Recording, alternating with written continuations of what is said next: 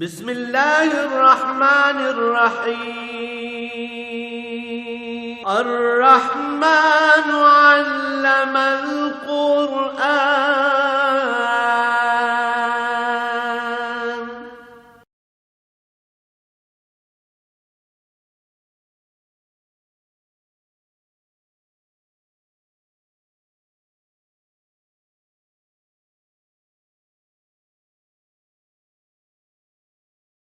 الحمد للہ رب العالمین والصلاة والسلام علی حبیبہ محمد وآلہ وصحبہ اجمعین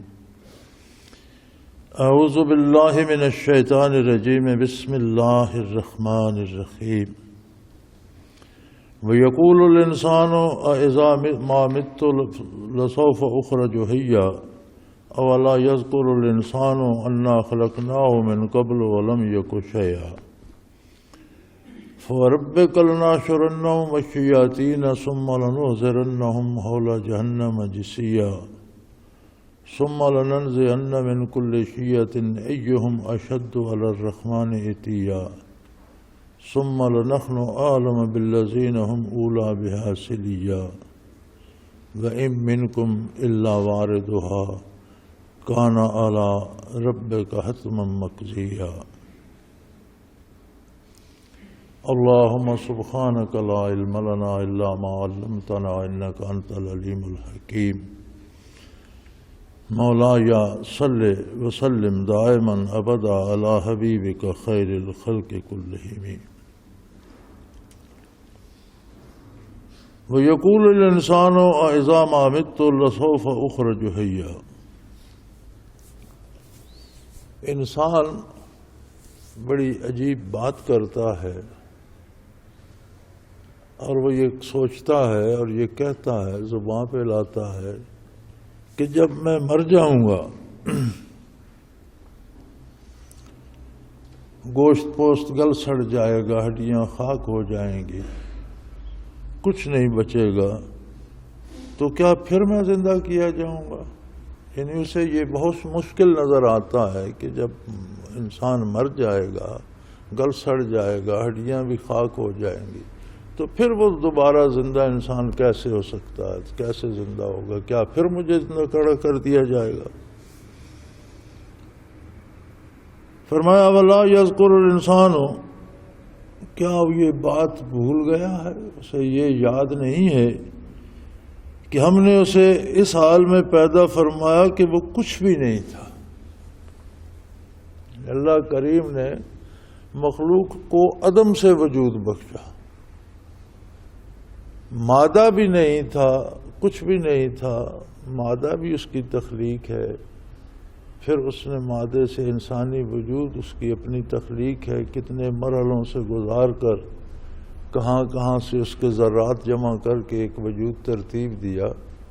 تو جب کچھ نہیں تھا تو اس نے بنا دیا سب کچھ، تو اب تو اگر مر بھی جائے گا، جل بھی جائے گا، مٹی کھا جائے گی، تو مادے کی کوئی نہ کوئی صورت تو باقی ہوگی۔ یعنی مر کر جتنا بھی فنا ہوگا، خواہ اسے جلا دیا جائے یا اسے مٹی کھا جائے یا سمندروں میں ڈوب جائے یا جانور کھا جائیں، مچھلیاں کھا جائیں، درندے کھا جائیں، کوئی نہ کوئی شکل مادے کی موجود ہوگی۔ تو جس نے خود مادے کو بھی پیدا فرمایا اور پھر مادے سے انسانی وجود کو تخلیق فرمایا، عدم سے وجود بخشا، وہ قادر ہے، تو جب مادہ ہوگا تو اس سے نہیں بنا سکے گا۔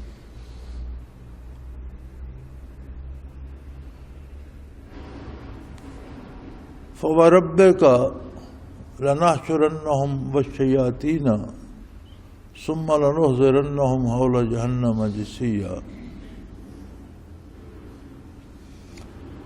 فرمایا آپ کے پروردگار کی قسم، یہاں اپنی ربوبیت کی قسم اللہ نے کھائی ہے، کیونکہ ربوبیت کا تقاضا ہے کہ ہر فعل کا، ہر عمل کا نتیجہ عطا فرمائے۔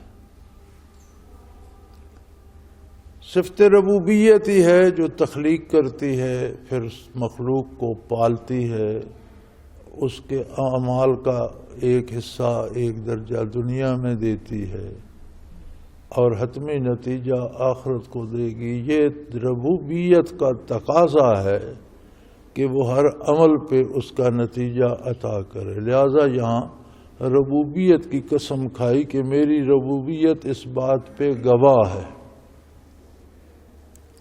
قسم سے مراد ہوتی ہے کہ جس کی قسم دی جائے کہ وہ اس بات پہ گواہ ہے۔ اسی لیے شرعی قاعدہ ہے کہ اللہ کے سوا کسی کی قسم نہ کھائی جائے۔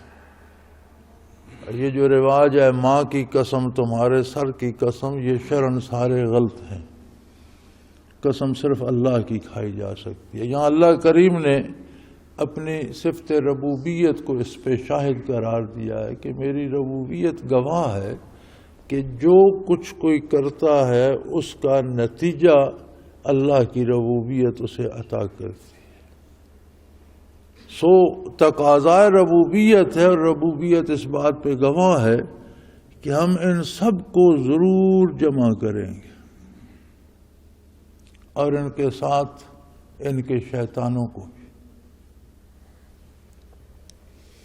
حدیث شریف میں وارد ہے کہ ہر پیدا ہونے والے انسان کے ساتھ ایک شیطان بھی پیدا ہوتا ہے، اور وہ ساری زندگی اس کے ساتھ رہتا ہے۔ کافر کی بدنصیبی یہ ہوتی ہے کہ اللہ وہی شیطان اس پر مسلط کر دیتے ہیں، کفر کی وجہ سے وہ اس پہ غالب آ جاتا ہے اور ساری زندگی اسے اپنے راستے پہ چلاتا رہتا ہے۔ نور ایمان نصیب ہو جائے تو مومن کے ساتھ بھی وہ شیطان ہمیشہ رہتا ہے، لیکن مومن کا اور اس کا مقابلہ چلتا رہتا ہے۔ نور ایمان سے اللہ مومن کی مدد فرماتے ہیں اور وہ اس کا کہا نہیں مانتا، لیکن رہتا وہ ساتھ ہے۔ جب حضور نے یہ فرمایا تو عرض کیا گیا یا رسول اللہ کیا آپ کے ساتھ بھی؟ فرمایا میرے ساتھ بھی تھا، لیکن میرا شیطان مسلمان ہو گیا۔ کیسی عجب شان کریمی ہے کہ جو شیطان ساتھ تھا وہ بھی مسلمان ہو گیا۔ الحمدللہ ہم سب کا بھی دعویٰ ہے کہ ہم حضور اکرم صلی اللہ علیہ وسلم کے خادم ہیں، ساتھ ہیں، بلکہ ہم تو یہ دعویٰ کرتے ہیں کہ ہم عاشق ہیں، ہمیں محبت ہے۔ پھر ہم کیوں مسلمان نہیں بنتے؟ معیت رسالت کا تو تقاضا یہ ہے کہ شیطان ساتھ ہے تو وہ بھی مسلمان ہو گیا۔ پھر ہمیں یہ سوچنا چاہیے، اپنے آپ کو دیکھنا چاہیے کہ ہمارا دعویٰ ہے ہم حضور اکرم صلی اللہ علیہ وسلم کے ساتھ ہیں، تو پھر ہمیں بھی صحیح مسلمان ہونا چاہیے۔ برکات نبوت اگر ہمیں نصیب ہیں تو پھر ہمارے کردار سے، ہماری گفتار سے، ہمارے ہر عمل سے نور اسلام ہویدا ہونا چاہیے، کیونکہ وہاں تو کرم کی کوئی حد نہیں کہ سب سے بری جو مخلوق ہے شیاطین ہے، شیطان بھی جو ساتھ ہے وہ مسلمان ہو۔ یہاں ایک یہ بھی وضاحت کرتا چلوں کہ یورپ میں اب ایک طریقہ ہے اور بڑی دیر سے چل رہا ہے، ایک بندہ وہ میڈیم بن جاتا ہے، پھر وہ کسی روح کو حاضر کرتا ہے اور وہ روح اس شخص کی زبان میں کبھی بات کرتی ہے یا اس کی چیزیں بتاتی ہے۔ تو حقیقت یہ ہے کہ روح قبض ہونے کے بعد یا اہل جنت میں ہوتی ہے یا اہل دوزخ میں سے۔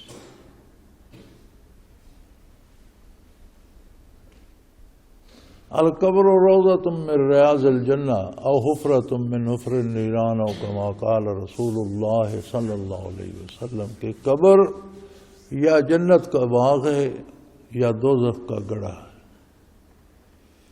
تو جو روح قبض ہوتی ہے یا جنت کے باغ میں ہوتی ہے یا دوزخ کے گڑھے میں۔ اب جو جنت میں روح ہے اگر اسے عامر اور عملیات اپنے عملیات سے جنت سے کھینچ کر یہاں بلا لیں تو پھر جنت کا کیا فائدہ ہوا؟ جنت سے تو کوئی اسے پکڑ کر نکال نہیں سکتا. اور جو عذاب میں گرفتار ہیں، کوئی عملیات پڑھتا رہے تو ذرا سرکاری حوالات سے کسی کو چھڑا لائے. یہ جو دنیا کی حوالات ہے، تھانے ہیں، عملیات پڑھ کر کسی کو آپ حوالات سے نہیں نکال سکتے تو عملیات پڑھ کر دوزخ سے واپس کہاں بلائیں؟ روحوں کو واپس نہیں بلایا جا سکتا. ہاں، اہل اللہ، صوفیاء، علماء حق، علماء باطن اور اللہ کے مقرب بندے جو ہیں جنہیں مشاہدہ یا کشف نصیب ہوتے ہیں تو ان کی ارواح برزخ میں جا کر روحوں سے کلام کرتی ہیں. وہاں سے روحوں کو پکڑ کر یہاں نہیں لایا جاتا. اگر کسی کو کلام بالارواح نصیب ہے تو ایسے لوگوں سے پوچھئے تو روحیں ان کے پاس نہیں آتی، ان کی ارواح وہاں جا کر ان سے بات کرتی. تو وہ شیطان جو ہوتا ہے، شیطانوں کی عمریں ہزاروں برس ہوتی ہیں. بندہ مر جائے تو جہاں اس کی خاک ہو، قبر بنے، جلا دیں، جہاں اس کے وجود کے ذرات ہوں وہ وہاں بیٹھا رہتا ہے ساری عمر. دوسرے کے ساتھ اس کا کوئی نہیں رابطہ ہوتا. اور یہ تو ایک وہ شیطان ہے جو ہر بندے کے لیے خاص ہے، باقی تو شیطانوں کی فوجیں پھر رہی ہیں. نبی علیہ الصلوۃ والسلام کی حدیث ہے کہ آپ نے فرمایا کہ ایک انسانوں کی تعداد اگر ایک ہے تو شیاطین جو ہیں، جن جو ہیں، جنوں کی تعداد ایک کے مقابلے میں 9 گنا ہے. یعنی انسانوں سے 9 گنا زیادہ جن ہیں اور جنات سے 9 گنا زیادہ شیاطین ہیں. اب اس بات کو بھی 1450 سال حضور کے ارشاد کو گزر گئے تو اس میں ان کی انسانی نسل میں کتنی ترقی ہوئی، انسان کتنے بڑھ گئے، تو جنات بھی اور زیادہ بڑھ گئے ہوں گے، شیاطین اور زیادہ بڑھ گئے ہوں گے. تو بے شمار لشکر ہیں شیاطین کے، فضا بھری ہوئی ہوتی ہے. ایک ایک بندے کے ساتھ متعدد لگے ہوتے ہیں. جن شیاطین کا یہاں ذکر ہے یہ وہ ہیں جو ایک ہی بندے کے ساتھ مستقل ساری عمر رہتا ہے. تو فرمایا آپ کے پروردگار کی قسم ہم ان سب کو جمع کریں گے اور ان کے ساتھ جو شیاطین ہیں ان کو بھی. ثم لنحضرنهم حول جہنم جثیا، پھر ان کو ضرور یعنی کفار کو اور ان کے شیاطین کو اس حال میں لایا جائے گا کہ جہنم کے گرد وہ گھٹنوں کے بل پڑے ہوں گے. کھڑے ہونے کی سکت نہیں ہوگی اور گھٹنوں کے بل جہنم کے گرد پڑے ہوں گے.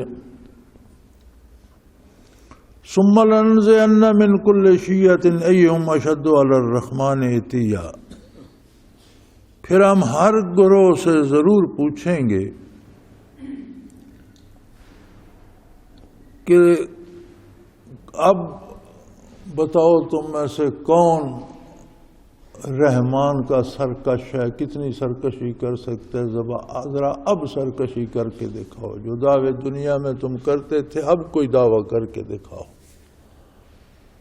حالانکہ اللہ تو دنیا میں بھی رحمان تھے، وہ تمہیں نعمتیں دیتے تھے، زندگی عطا کی، وجود عطا کیا، حواس عطا فرمائے، مال و دولت دیا، عزت دی، عہدے دیے، اولادیں دیں. یعنی اللہ تو تمہارے حق میں رحمان تھے. اللہ کریم کے اوصاف میں الرحمن الرحیم، جیسے بسم اللہ شریف میں بھی آتا ہے بسم اللہ الرحمن الرحیم، تو علماء حق فرماتے ہیں الرحمن للدنیا والرحیم للآخرہ. دنیا میں رحمت عام ہے کہ مادی نعمتیں تو کافر کو بھی نصیب ہیں، یہ اللہ کی رحمانیت ہے. اور اس کی رحمت یہ ہے کہ اخروی نعمتیں مومن کو ایمان نصیب ہے، اخروی نعمتیں نصیب ہیں. قیامت کو جو ظہور ہوگا وہ الرحیم کا ہوگا، رحیمیت کو ہوگا. رحمانیت دنیا کے لیے، مومن کافر سب کو پانی، کھانا، لباس، گھر بار، اولاد کوئی جو کفر کرتا ہے شرک کرتا ہے اسے بھی مل رہی ہے، جو توحید پہ قائم ہے اسے بھی مل رہی ہے، لیکن وہاں ظہور ہوگا رحیمیت کا، رحمانیت دنیا کے لیے ہے، دنیا ختم ہوگی تو رحمانیت کا دروازہ بھی بند ہو جائے گا۔ تو فرمایا کون سا گروہ تم میں سے تکڑا ہے جو سرکشی کرتا ہے، حالانکہ اللہ تمہارے لیے دنیا میں نعمتیں عطا فرما رہے تھے، رحمان تھے، اس کی عطا کا دروازہ وہاں تھا، اور بے شمار و بے پناہ نعمتیں تم استعمال کر رہے تھے۔ لفظ شیعہ غالباً قرآن کریم میں مجھے صحیح اب یاد نہیں، لیکن جیسا مجھے یاد ہے کہ 8 دفعہ استعمال ہوا ہے۔ شیعہ کا لفظی مطلب ہے گروہ، کوئی ٹولہ، کوئی جماعت، کوئی ہم خیال طبقے کا ایک گروہ جیسے ہوتا ہے اسے شیعہ کہتے ہیں۔ ثم لننزعن من كل شیعة، پھر ہر گروہ سے ہم ایسے لوگوں کو نکالیں گے جو سرکشی کرتے تھے کہ اب سناؤ اب کیا بات۔ لیکن قرآن کریم نے لفظ شیعہ ان گروہوں پہ استعمال کیا ہے جو تھے تو گمراہ لیکن اپنے کو ہدایت پر سمجھتے تھے۔ تو جہاں بھی آپ قرآن کریم میں دیکھیں گے انہی معنوں میں آیا ہے، ورنہ عمومی معنی کسی بھی گروہ کو شیعہ کہا جا سکتا ہے، ایک جماعت، ایک طبقہ، ایک ہم خیال گروہ، لیکن قرآن کریم کی اصطلاح میں شیعہ صرف ان گروہوں پہ استعمال ہوا ہے جو قطعاً کافر تھے، گمراہ تھے، اس کے باوجود اپنے کو حق پہ سمجھتے تھے کہ جو ہم کہتے ہیں یہ حق ہے۔ تو فرمایا ان سے پوچھا جائے گا جو ان کے بڑے بڑے یہاں لیڈر اور سربراہ بنے ہوئے اور بڑی گستاخیاں کرتے ہیں اور بڑے اللہ کے دین کے خلاف سرگرم عمل ہیں، ان سے پوچھا جائے گا کہ اللہ کریم تو رحمان تھے، تم ان کے بے شمار انعامات سے بہرہبر ہوتے رہے اور سرکشی کرتے، اب بتاؤ، اب جب جہنم کے گرد گھٹنوں کے بل گرے وہ، اب ذرا کوئی کھڑا ہو کے اعلان کرے کہ میں اللہ کے خلاف ہوں، اللہ کے دین کے خلاف ہوں، میں توحید کے خلاف ہوں، اب پتہ چلے، اب اٹھ کے بتاؤ۔ ثم لنحن اعلم بالذین هم اولی بہا صلیہ، پھر فرمایا ہم ان لوگوں سے خوب واقف ہیں جو جہنم میں داخل ہونے کے ہی قابل ہیں، جو اسی لائق ہیں کہ ان کو جہنم ہی میں ٹھونسا جائے اور جہنم ہی میں وہ سزائیں بھگتتے رہیں۔ یہ ان کے بتانے کے اللہ محتاج نہیں ہے کہ وہ اب قیامت کو اٹھ کر بتائیں کہ جی میں سرکشی کرتا تھا اور میں نہیں کرتا تھا، اس کی ضرورت نہیں ہے۔ ہم تو ان کی جرت کا اندازہ کرنے کے لیے سوال کریں گے کہ اب معاملات سامنے آ گئے، حقیقت سامنے آ گئی، اب جو باتیں انبیاء اور رسل فرماتے تھے، جو باتیں کتاب اللہ میں تھیں وہ سچ ہو گئیں، جن کی تم تردید کرتے تھے، جن کا تم انکار کرتے تھے، جن کے مقابلے میں اکڑتے تھے، آج اکڑ کر دکھاؤ، آج تو وہ باتیں سچ ہو گئیں، اب تو جہنم تمہارے سامنے ہے، تم جہنم کے گردا گرد گھٹنوں کے بل گرے پڑے ہو، اب جرأت کرو نا انکار کرنے کی، اب بتاؤ تم کتنے تکڑے ہو۔ تو اللہ ان کے بتانے کا محتاج نہیں ہے، اللہ کریم محتاج نہیں ہے کہ کوئی بتائے گا۔ فرمایا ہم خود جانتے ہیں کہ کون لوگ دوزخ کے زیادہ مستحق ہیں، اس کے قابل ہیں کہ انہیں دوزخ میں رکھا جائے۔ وَإِن مِّنكُمْ إِلَّا وَارِدُهَا، اور ورنہ تو تم میں سے کوئی بھی نہیں جسے دوزخ پر سے گزرنا نہ پڑے۔ ہر انسان کو پل صراط سے گزرنا ہوگا جو دوزخ کے اوپر ہوگا۔ کانا علی ربک حتما مقضیہ، یہ آپ کے پروردگار کا لازم، حتمی، مقرر کردہ فیصلہ ہے کہ بنی آدم سارے، ہر انسان دوزخ کے اوپر سے ایک دفعہ گزرے گا۔ اس کی تفصیل احادیث مبارکہ میں جو ہے وہ اس طرح ہے کہ لوگ میدان حشر میں جمع ہوں گے، پھر ان کے اعمال کا حساب ہوگا، نیکیاں گناہ میزان عدل پہ تولے جائیں گے، اور اس کے بعد پل صراط سے گزر کر آگے اعراف ہوگا، اور اعراف سے آگے جنت ہوگی، تو لوگ پل صراط پر سے گزریں گے۔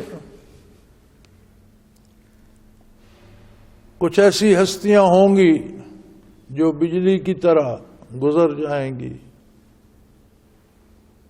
کچھ ایسے اللہ کے مقرب بندے ہوں گے جو ہوا کی رفتار سے گزر جائیں گے، کچھ ایسے ہوں گے جو گھوڑے کی رفتار سے گزر جائیں گے، کچھ ایسے ہوں گے جیسے پیدل چل کر بندہ جاتا ہے گزر جائیں گے، کچھ گرتے پڑتے گزر جائیں گے۔ لیکن کافر تو شاید پل پر قدم بھی نہ رکھے، جہنم کے کنارے جائے گا تو گر جائے گا، کیونکہ ایمان ہی نہیں ہوگا، جہنم میں گر جائے گا۔ جن میں ایمان ہے اور اعمال کم ہیں تو جتنا نیکیاں ساتھ دیں گی اتنا وہ پل پر چلتا جائے گا، جہاں نیکی ختم ہو جائے گی گر جائے گا۔ اب نیچے جہنم ہے، اب اسے اس میں سے پیدل نکلنا ہے گزر کر، اس پہ کتنی صدیاں لگیں گی یہ اللہ ہی بہتر جانے۔ یعنی نور ایمان ہوگا تو جہنم سے نکل تو جائے گا، لیکن جب نیکیاں ختم ہو جائیں گی تو گر جائے گا، پھر کتنی صدیاں پار نکلنے میں لگیں گی۔ تو حدیث شریف میں ایک واقعہ آتا ہے کہ ایک شخص پل صراط پہ ہوگا، کبھی چلے گا کبھی لڑکھڑا کر گر پڑے گا، لیکن چمٹا رہے گا، نیچے نہیں جائے گا، گرتا پڑتا آخر اگلے کنارے پہ پہنچ جائے گا۔ وہاں بیٹھا ہوگا، اب نیچے جہنم نظر آ رہی ہے، آگے برزخ ہے، آگے دور جنت ہے۔ تو حضور نے فرمایا کہ اللہ کریم فرماتے ہیں کہ وہ دعا کرے گا کہ اے اللہ میں اور کچھ نہیں مانگوں گا، اتنی مہربانی فرما مجھے دوزخ سے دور کر دے اور برزخ کے اس کنارے جنت کے قریب کر دے۔ تو فرمایا ارشاد ہوگا کہ انسان غلط کہتا ہے، تو پھر مانگے گا، تو کہتا ہے نا میں نہیں مانگوں گا، تو مانگنے سے باز نہیں آئے گا، لیکن میں تیری آرزو پوری کرتا ہوں، تو اسے دوزخ سے دور کر دیا۔ پھر کچھ عرصہ گزرنے کا پھر دعا کرے گا کہ یا اللہ تو نے بڑا کرم کیا، مجھے دوزخ سے دور کر، مہربانی کر مجھے جنت کے قریب کر دے، پھر میں کچھ نہیں مانگوں گا۔ فرمایا پھر ارشاد ہوگا کہ تو جھوٹ بول رہا ہے، تو پھر مانگے گا، لیکن میں تیری دعا قبول کرتا ہوں، اسے جنت کے قریب کر دیا۔ پھر کچھ عرصہ گزر جائے گا تو پھر ہاتھ اٹھائے، یا اللہ اتنی بڑی وسیع جنت ہے، اس کی کوئی سمجھ نہیں آتی، کہاں سے شروع ہوتی ہے کہاں ختم ہوتی ہے، بے پناہ وسعت ہے۔ تو یہ جو ایک درخت دیوار پر سے نظر آ رہا ہے جنت کی حد، مجھے یہ ایک درخت تو عطا کر دے، اتنی تو مجھے سر چھپانے کی جگہ دے، پھر میں کچھ نہیں مانگوں۔ تو ارشاد ہوگا تو ہر بار یہ دہراتا ہے پھر میں کچھ نہیں مانگوں گا، لیکن چلو میں تمہاری دعا قبول کرتا ہوں، یہ میں درخت تمہیں عطا کرتا ہوں۔ تو فرمایا اس درخت کے نیچے 70,000 محل ہوں گے۔ اسی طرح خادم کنیزیں جنت کی نعمتیں، اور یہ وہ بندہ ہوگا جو گھسٹ پٹ کر آخری پل صراط سے پار نکلا ہوگا۔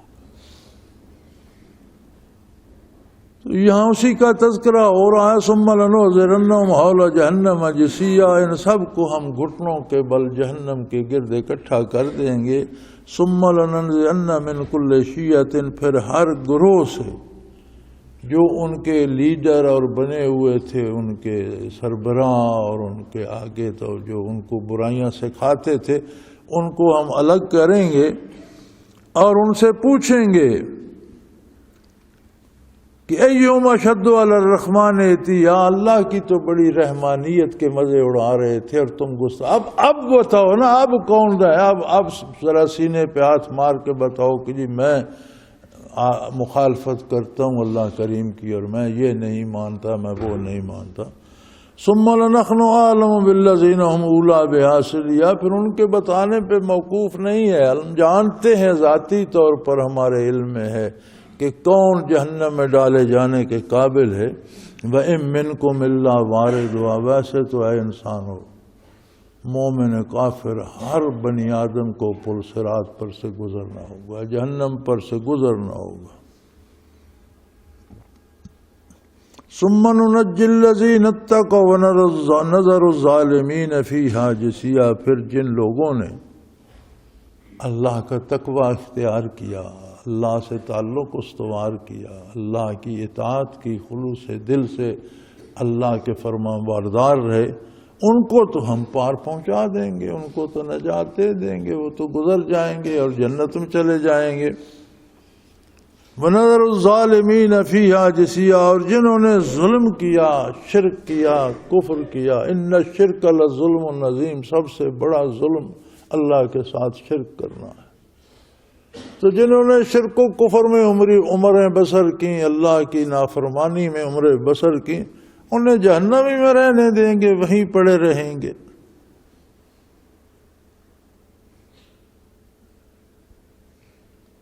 وَإِذَا تُتْلَىٰ عَلَيْهِمْ آيَاتُنَا بَيِّنَاتٍ قَالَ الَّذِينَ كَفَرُوا لِلَّذِينَ آمَنُوا أَيُّ الْفَرِيقَيْنِ خَيْرٌ مَّقَامًا وَأَحْسَنُ نَدِيًّا.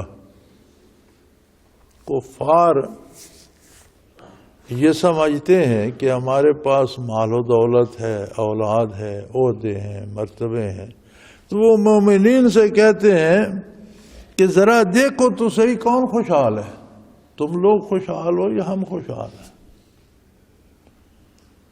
عوام سے کہتے ہیں، خواص سے کہتے ہیں، حکومتوں سے کہتی ہیں کہ بھئی ہم تکڑے ہیں، تم کمزور ہو، ہمارے پاس مال و دولت زیادہ ہے، تمہارے پاس کم ہے.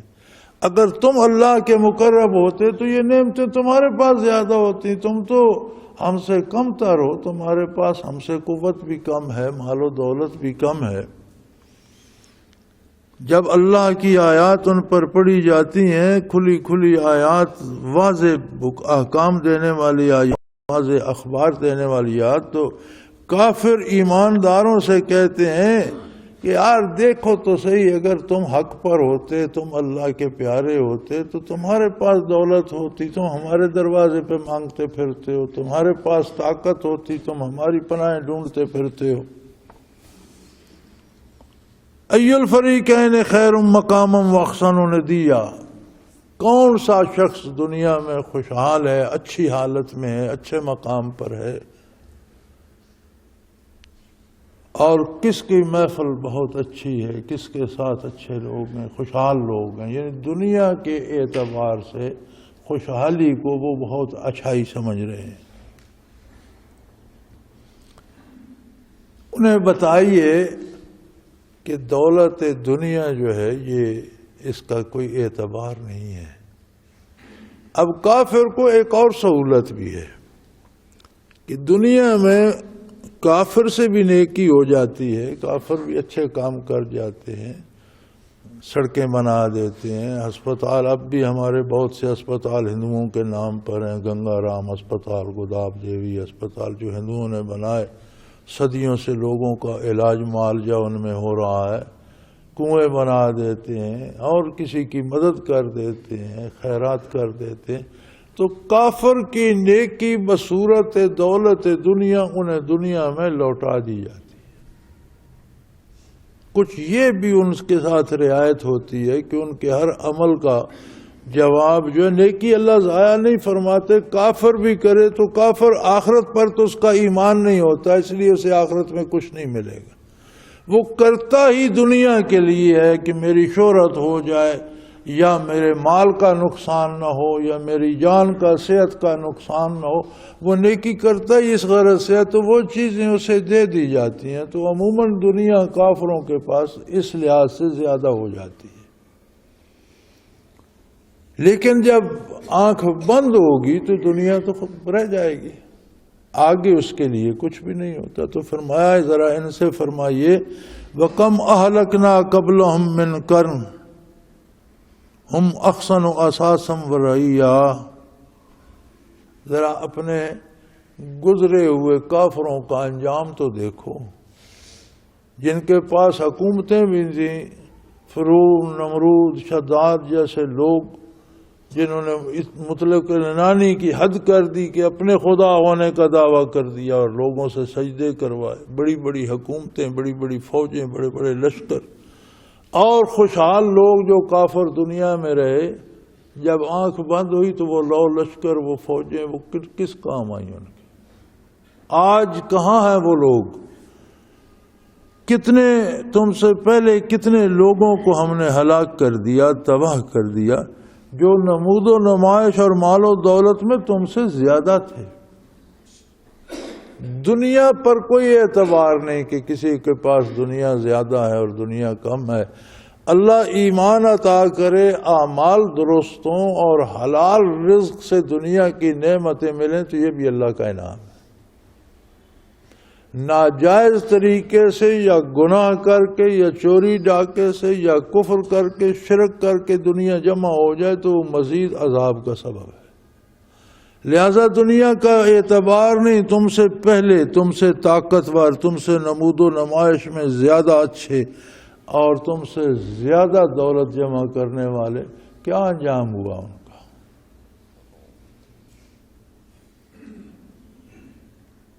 کل من کان فی الضلالۃ فلیمدد لہ الرحمن مدا،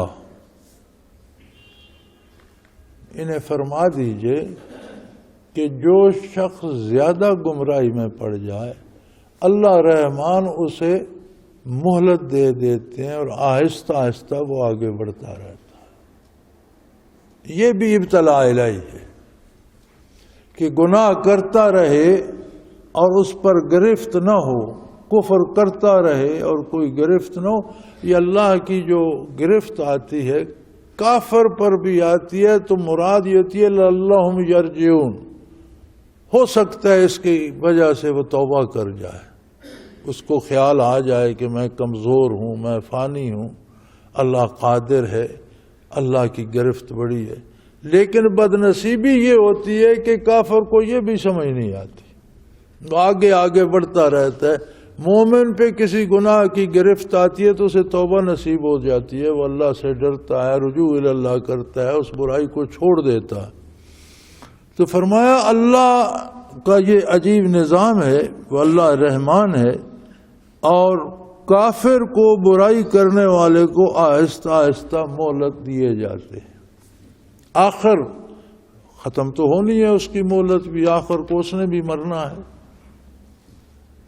حَتَّى إِذَا رَأَوْا مَا يُوعَدُونَ إِمَّا الْعَذَابَ وَإِمَّا السَّاعَةَ فَسَيَعْلَمُونَ مَنْ هُوَ شَرٌّ مَّكَانًا وَأَضْعَفُ جُنْدًا۔ آہستہ آہستہ ان کی رسی ڈھیلی کرتے رہتے ہیں حتیٰ کہ وہ وقت آ جاتا ہے، وقت نزع آ جاتا ہے، موت کا وقت آ جاتا ہے، زندگی ختم ہو جاتی ہے، تو اس وقت برزخ کھل جاتا ہے، ہر چیز ان کے سامنے آ جاتی ہے۔ اس وقت توبہ کی فرصت نہیں ہوتی، ورنہ تو جب فرعون کو بھی غوطے آئے اور موت کے فرشتے نظر آئے اور برزخ نظر آیا اور آگے دھکتا ہوا دوزخ نظر آیا تو اس نے کہا میں مانتا ہوں موسیٰ کے رب کو، مانتا ہوں بنی اسرائیل کے رب کو، موسیٰ و ہارون کے رب کو مانتا ہوں، میں مسلمان ہوتا ہوں۔ فرمایا اب ہوتا ہے، برزخ منکشف ہو گیا، دوزخ کو دیکھ کر اور عذاب دیکھ کر مسلمان ہوتا ہے۔ یہ تو ایمان بالغیب چاہیے تھا، میرے نبی کے کہنے پہ ہوتا۔ جب نبی پیغام دیتا تھا اس وقت تو کفر پہ اکڑتا تھا، اب وہ وقت گزر گیا، اب تیری توبہ قبول نہیں ہوگی، اب تو تیرے وجود کو سمندر سے نکال کر باہر پھینک دیں گے اور آنے والی نسلوں کے لیے صدیوں تک عبرت کا سامان رہے گا۔ اور قرآن کریم کا یہ ارشاد ایسا سچ ہے کہ ابھی تک قاہرہ کے عجائب گھر میں اس کی میت پڑی ہے، ابھی تک پڑا ہوا ہے۔ لوگ دور دور سے دیکھنے آتے ہیں۔ فرمایا اب تو تجھے سمندر سے نکال کر باہر پھینک دیں گے اور تیری لاش کو رکھیں گے کہ لوگوں کے لیے عبرت رہے کہ یہ بھی اپنے آپ کو خدا سب کہلواتا تھا اور اپنے آپ کو سجدے کرواتا تھا، اور اس کے پاس بڑی سلطنت تھی اور بہت دولت تھی اور بہت بڑا لاؤ لشکر تھا اور بڑے خزانے تھے، دیکھو اس کا انجام۔ تو فرمایا ان کی مہلت آہستہ آہستہ بڑھتی رہتی ہے حتیٰ کہ موت آ جاتی ہے، حتیٰ اذا رأوا ما یوعدون، جس کا وعدہ کیا گیا تھا جب وہ سامنے آتا ہے، عند الموت برزخ کھل جاتا ہے، فرشتے موت کے نظر آؤ، فرشتے بات بھی کرتے ہیں بندے سے، بدکاروں سے کافروں سے بھی بات کرتے ہیں، کافروں بھی کہتے ہیں۔ قرآن کریم فرماتا ہے فرشتے کہتے ہیں فیما کنتم، یار تم کیا کرتے رہے ہو، تم نے تو سارا کفر اور ساری غلاظتیں اور ساری نحوستیں جمع کر لی، کرتے کیا رہے ہو؟ تو اللہ کریم خبر دیتے ہیں کہ بندہ ان سے، یہ وہ وقت ہوتا ہے جب ہم کہتے ہیں اس کی نظر فلک ہو گئی، نظر رک گئی ہے، چھت سے لگ گئی ہے، وہ اس وقت ان سے بات کر رہا ہوتا ہے۔ اس کی نظر جب ادھر کچھ نظر آتا ہے تو پھر نظر ادھر پھرتی ہی نہیں۔ تو وہ فرمایا کافر کہتا ہے کننا مستضعفین فی الارض، ہم غریب لوگ تھے، جدھر بڑے لوگ چلتے رہے یا جدھر معاشرہ لے گیا ہم بھی چلتے رہے، ہم تو کمزور لوگ تھے۔ تو وہ ارشاد فرماتے فرشتے کہتے ہیں فلم تہاجروا، تم وہاں سے نکل کیوں نہیں گئے، ایسی جگہ چلے جاتے جہاں اچھے لوگ تھے، بدکاروں کے پاس سے نکل جاتے، اب دنیا چھوڑے جاتے ہو۔ اس وقت تو صرف اگر تمہارا وہاں گھر تھا تو گھر چھوڑنا پڑتا تھا، ملازمت تھی تو ملازمت چھوڑنی پڑتی تھی، آج تو ساری دنیا چھوڑ کر جا رہے ہو، تو اس دن کے لیے اس وقت سامان کرتے، بدکاروں کو چھوڑ کر نیک لوگوں کے پاس چلے جاتے۔ تو یہ باتیں بندہ زندہ ہوتا ہے تو موت کے فرشتے اس سے کر رہے ہوتے ہیں۔ تو فرمایا اس وقت اسے سامنے برزخ میں جہنم بھی نظر آ رہا ہوتا ہے، عذاب بھی نظر آ رہے ہوتے ہیں، وہ فرشتے بھی بڑے ڈرونے اور بڑے عذاب، ان کے پاس جہنم کا لباس، جہنم کے گرز، جہنم کے زنجیریں، دہکتی ہوئی آگ کی۔ تو حتیٰ اذا رأوا ما یوعدون اما العذاب و اما الساعۃ، جب انہیں عذاب اور منظر قیامت ان کی نظروں میں پھرتا ہے، فَسَيَعْلَمُونَ مَنْ هُوَ شَرٌّ مَّكَانًا وَأَضْعَفُ جُنْدًا، اس وقت انہیں سمجھ آئے گی کہ کس کا مرتبہ بہت کم تھا، بہت نیچے تھا، بہت برا درجہ تھا کس کا، اور کس کا مقام اچھا تھا، اور کون بڑا کمزور تھا اور کون بڑا طاقتور تھا، کس کے ساتھ اللہ کی نصرت تھی، اللہ کی مدد تھی، کس کے ساتھ اللہ کے فرشتے کھڑے ہو گئے ہیں اور کسی عزت و احترام ہو رہی ہے، اور کس کو جنت کے لباسوں میں لپیٹ کر اور جنت کی خوشبوؤں اور پھولوں میں لے کر عزت و احترام سے لے جایا جا رہا ہے، اور کون ذلیل ہو رہا ہے، رسوا ہو رہا ہے، کس کو مارا پیٹا جا رہا ہے، کس پر عذاب وارد ہو رہے ہیں، اس وقت انہیں سمجھ آتی ہے۔ وَيَزِيدُ اللَّهُ الَّذِينَ اهْتَدَوْا هُدًى، اور اللہ اتنے کریم ہے کہ بندے کی جو نیکیاں ہوتی ہیں وقت نزع سے انہیں بڑھانا شروع کر دیتے ہیں۔ دنیا میں بھی جو نیکی کرتا ہے اسے نیکی کا صلہ یہ بھی دیا جاتا ہے کہ مزید نیکی کی توفیق دی جاتی ہے۔ جو بھی اللہ پر ایمان لا کر اللہ کے نبی کا دامن تھام لیتا ہے صلی اللہ علیہ وسلم، تو وہ ایک نیکی کرتا ہے، اللہ کریم 10 مزید نیکیوں کی توفیق دے دیتی ہیں، نیکی بڑھتی چلی جاتی ہے۔ جو لوگ ہدایت پر ہیں اللہ ان کی ہدایت زیادہ کرتے جاتے ہیں، اور جب موت آتی ہے تو ان کا مقام و مرتبہ نزع سے لے کر آگے تک پہلے سے زیادہ ہوتا چلا جاتا ہے۔ والباقیات الصالحات خیر عند ربک ثوابا وخیر مردا، اور باقی رہنے والی نیکیاں ہیں جو آپ کے پروردگار کے نزدیک بہت بہتر ہیں، بدلے میں بھی اور انجام میں بھی۔ نیکی کیا ہے؟ نیکی کا ایک ہی سادہ سا معیار ہے، حضور نبی کریم صلی اللہ علیہ وسلم کی اطاعت کا ہر کام نیکی، اور کوئی کام بھی خواہ وہ کتنا بظاہر دنیا داری میں خوبصورت نظر آئے اور کتنے لوگ جمع ہو جائیں، جو حضور کی سنت کے خلاف ہے وہ بدی ہے۔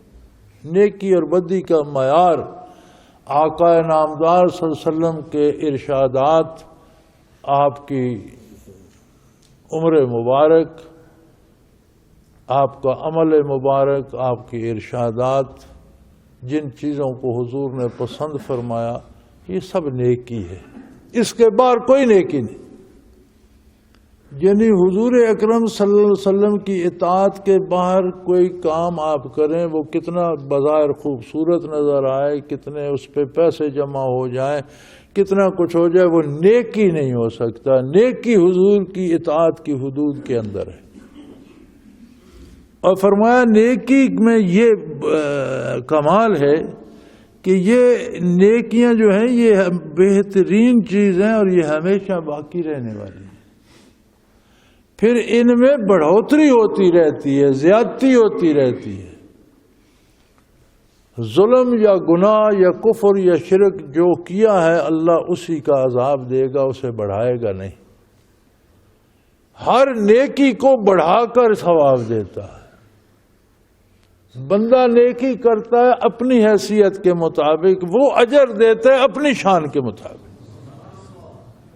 نیکی کا جو اجر اور انعام ملتا ہے وہ اللہ اپنی شان کے مطابق عطا فرماتا ہے، اور بندہ اپنی حیثیت کے مطابق کرتا ہے۔ تو فرمایا نیکی میں نیکی متعدی ہوتی ہے اور یہ اس میں زیادتی ہوتی چلی جاتی ہے۔ اسی طرح دنیا میں گناہ بھی متعدی ہوتا ہے، ایک گناہ کرنے سے شاید بندہ آگے 10 گناہ اور کر لے۔ سو فرمایا باقی رہنے والے نیک کام بہت بہترین ہے اللہ کریم رب جلیل کے پاس، اجر میں بھی، بدلے میں بھی اور انجام میں بھی۔ افرأیت الذی کفر بآیاتنا وقال لأوتین مالا وولدا، ان لوگوں کو دیکھو جو اللہ کی آیات سے تو کفر کرتے، اللہ کے نبی کا، اللہ کے دین کا، اللہ کی کتاب کا تو انکار کرتے ہیں، اور کہتے ہیں مجھے بہت مال بھی ملے گا اور اولاد بھی، اور میں ہمیشہ خوشحال رہوں گا۔ اطلع الغیب، کیا انہوں نے غیب کی خبر پا لی ہے کہ کفر کرنے سے تم دولت مند ہو جاؤ؟ ام اتخذ عند الرحمن عہدا، یا انہوں نے اللہ رحمان سے کوئی وعدہ لے رکھا ہے کہ ہم تو آپ کی نافرمانی کریں گے، اور اللہ نے فرمایا کہ تم کفر کرو، میری نافرمانی کرو، میں تمہیں بہت انعام دوں گا۔ یہ کوئی وعدہ انہوں نے اللہ سے عہد لے رکھا ہے، یا یہ غیب جانتے ہیں کہ ہم برائی کریں گے تو ہمیں اس پر انعام ملے گا؟ کلا، ہرگز ایسا نہیں ہوگا، برائی کا انجام بھلا نہیں ہوتا، کبھی ایسا نہیں ہوگا۔ سنکتب ما یقول، جو کرتے ہیں وہ تو لکھا جا ہی رہا ہے، جو یہ باتیں کرتے ہیں وہ بھی لکھی جا رہی ہیں۔ ان باتوں کا بھی حساب ہوگا کہ تم نے اللہ کی عظمت کے خلاف یہ الفاظ منہ سے نکالے، اب بتاؤ کیوں نکالے۔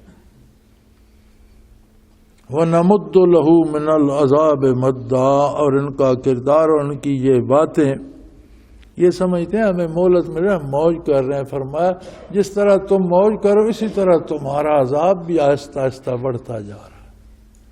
جسے تم بڑی موج سمجھ رہے ہو نا، وہ تمہارے لیے بہت مصیبت بن رہی ہے کہ تمہارا عذاب بھی اسی طرح، جس طرح تمہارا کردار بڑھ رہا ہے اسی طرح تمہارا عذاب بھی بڑھتا جا رہا ہے۔ وَنَرِثُهُ مَا يَقُولُ وَيَأْتِينَا فَرْدًا، یہ جو چیزیں تم کہتے ہو نا، دولت ملے گی، حکومت ملے گی، سلطنت ملے گی، مال و دولت ملے گا، یہ ساری چیزیں ہماری ہیں، تمہارا کچھ بھی نہیں۔ وَنَرِثُ مَا يَقُولُ، جو چیزیں تم گنتی ہو ان کے وارث ہم ہیں، تمہیں تو چند روز کے لیے کوئی جز اس کا عطا کر دیتے ہیں، دنیا زمین و آسمان کی بادشاہت تو ہماری ہے، یہ ساری مخلوق ہماری ہے، یہ سارا مال ہمارا ہے، اس کے وارث تو ہم ہیں۔ اس کا کوئی چھوٹا سا حصہ تمہیں دے دیتے ہیں اور تم اس پہ اکڑ جاتے ہو، تمہیں وہ بھی واپس دے کر جانا ہے، چونکہ مال تو ہمارا ہے، تمہارا تو اس میں کچھ نہیں۔ وَيَأْتِينَا فَرْدًا، تمہیں تو اکیلے میری بارگاہ میں آنا ہے، نہ تمہارے پاس تخت ہوگا، نہ تاج ہوگا، نہ فوج ہوگی، نہ لو لشکر ہوں گے، نہ مال و دولت ہوگا، نہ ہی اولاد ساتھ دے کی، ہر فرد اپنا اپنا حساب دے۔ یاتینا فردا، سب کو اکیلے اکیلے اس بارگاہ میں حاضر ہونا ہے۔ فقیر بھی وہیں ہوگا، بادشاہ بھی وہیں ہوگا، سب ایک قطار میں کھڑے ہوں گے، وہاں سب کو اپنا اپنا حساب دینا ہے۔ اور یہ ایسے بدبخت ہیں، وَاتَّخَذُوا مِن دُونِ اللَّهِ آلِهَةً، یہ اللہ کو چھوڑ کر دوسروں کی پوجا کرتے، اللہ کے علاوہ دوسروں کو اپنا کارساز بنا لیتے ہیں، لِيَكُونُوا لَهُمْ عِزًّا، تاکہ اس وجہ سے ان کی عزت میں اضافہ ہو۔ اللہ کی اطاعت نہیں کرتے، امراء کے دروازے پہ سجدہ سائی کرتے ہیں کہ اس سے میری بڑی عزت ہوگی، حکمرانوں کے دروازے پہ سجدے دیتے ہیں، بتوں کو اپنا حاجت روا سمجھ لیتے ہیں، قبروں کو پوجنا شروع کر دیتے ہیں۔ یہ سارا یہ سمجھتے ہیں کہ ایسا کرنے سے میری بڑی عزت ہوگی۔ وَاتَّخَذُوا مِن دُونِ اللَّهِ آلِهَةً، اللہ کو چھوڑ کر دوسروں کو معبود بنا لیتے ہیں۔ ان کسی کی اطاعت اس امید پہ کی جائے کہ اس سے میرا بھلا ہوگا، یہ عبادت ہے۔ یہ ضروری نہیں کہ آپ ہاتھ باندھ کر رکوع سجود کریں تب یہ عبادت ہے۔ اللہ کے سوا کسی سے یہ امید لگا لیں کہ میں اس کی خدمت کروں گا، اس کی بات مانوں گا تو میری عزت میں، مال و دولت میں اضافہ ہوگا، تو یہ عبادت ہے۔ اگر یہ عبادت ہے تو پھر کتنے لوگ ہیں جو توحید پہ کھڑے ہیں، اور کتنے لوگ ہیں جو دنیا داروں کے دروازوں پہ سجدے کر رہے ہیں۔ اور دوسروں کی فکر اللہ کے سپرد کیجئے، اپنے آپ کو دیکھیے کہ ہم اللہ کی اطاعت کتنی کرتے ہیں اور بندوں کی غلامی کتنی کرتے ہیں۔ اپنے کردار کا جائزہ لیا جانا چاہیے۔ تو فرمایا وَاتَّخَذُوا مِن دُونِ اللَّهِ آلِهَةً، اللہ کے علاوہ دوسروں کو الہ اور معبود بنا لیتے ہیں، لِيَكُونُوا لَهُمْ عِزًّا، تاکہ وہ بڑے معزز ہو جائیں اور ان کی بہت عزت و احترام بن جائے۔ کَلَّا سَيَكْفُرُونَ بِعِبَادَتِهِمْ، ہرگز ایسا نہیں ہوگا، اور جن کی یہ پوجا کرتے ہیں وہ ان کی پوجا کا ہی انکار کر دیں گے کہ ہمیں تو پتہ ہی نہیں یا اللہ یہ کہاں سجدے کرتے رہے، جو کچھ ان کے دل میں تھا اس کا ہمیں تو علم ہی نہیں۔ وہ ان کی عبادت سے انکار کر دیں گے حشر کو۔ وَيَكُونُونَ عَلَيْهِمْ ضِدًّا، اور وہی ان کی مخالفت کریں گے کہ یہ تو خود گمراہ تھے، بدبخت، آج ہمیں بھی مرواتے ہیں۔ وہ جنہیں یہ بڑا دوست سمجھتے تھے وہ تو ان کے خلاف گواہ بن جائیں گے اور ان کی مخالفت کریں گے اور ان کی عبادت کا بھی انکار کر دیں گے۔ یا اللہ، اس کے دل میں کیا تھا مجھے تو پتہ بھی نہیں، میں تو جانتا بھی نہیں۔ وہ ان کے خلاف گواہیاں دیں گے جن کی یہ پوجا کرتے ہیں، خواہ وہ پتھر کے بت ہوں یا کوئی زندہ وجود، وہ ان کے مخالف ہو جائیں گے، ان کے خلاف ہو جائیں گے اور ان کے خلاف شہادتیں دیں گے۔ وآخر دعوانا ان الحمدللہ رب العالمین۔ اللہ اللہ اللہ اللہ اللہ اللہ اللہ اللہ۔ حضرت امیر محمد اکرم آبان مد ذلہ العالی دارالعرفان منارہ ضلع چکوال میں سالہ سال سے قرآن و حدیث کے اوپر خطابات کر رہے ہیں اور سلسلہ نقشبندیہ اویسیہ کے مطابق لوگوں کو ذکر الہی کی تربیت دے رہے ہیں۔ وہ قرآن پاک کی تفسیر ترتیب وار بیان کر رہے ہیں۔ تفسیر قرآن کو وہ موجودہ ملکی اور بین الاقوامی حالات کے مطابق بیان کرتے ہیں۔ موٹر وے سے کلر کہار کے انٹرچینج سے نکلتے ہوئے، کلر کہار کی جھیل سے ہوتے ہوئے، میانی، بوچھال اور نور پور سے گزرتے ہوئے دارالعرفان منارہ پہنچ سکتے ہیں۔ حضرت امیر محمد اکرم آوان نے بچیوں اور بچوں کی دینی اور دنیاوی تعلیم کے لیے سقارہ اکیڈمی کے نام سے ایک درسگاہ بھی قائم کی ہے، جس کا افتتاح ملک پاکستان کے صدر جنرل محمد ضیاء الحق نے اپنے دست مبارک سے کیا تھا۔ وہ تمام احباب جو اسلام کی طلب رکھتے ہیں، ان سے گزارش ہے کہ دارالعرفان منارہ ضلع چکوال میں امیر محمد اکرم آوان صاحب کے خطابات سے مستفید ہوں۔ وہ ہر جمعے کو نماز سے پہلے بیان فرماتے ہیں۔ ہر ماہ کی پہلی اتوار کو ماہانہ اجتماع ہوتا ہے، جس میں آپ خصوصی خطاب فرماتے ہیں، اور پاکستان کے چاروں صوبوں سے احباب اس اجتماع میں شرکت کرتے ہیں۔ اس کے علاوہ یہاں سال میں 2 مرکزی اجتماعات بھی ہوتے ہیں، ایک رمضان المبارک میں اعتکاف کا اجتماع اور دوسرا جولائی اور اگست میں 40 دن کا اجتماع ہوتا ہے، جس میں روحانی تربیت کی جاتی ہے۔ اپنا خون سیماب دے کر اتنا ہم کر جائیں گے، نام آقا کا چمن میں پھر رقم کر جائیں گے۔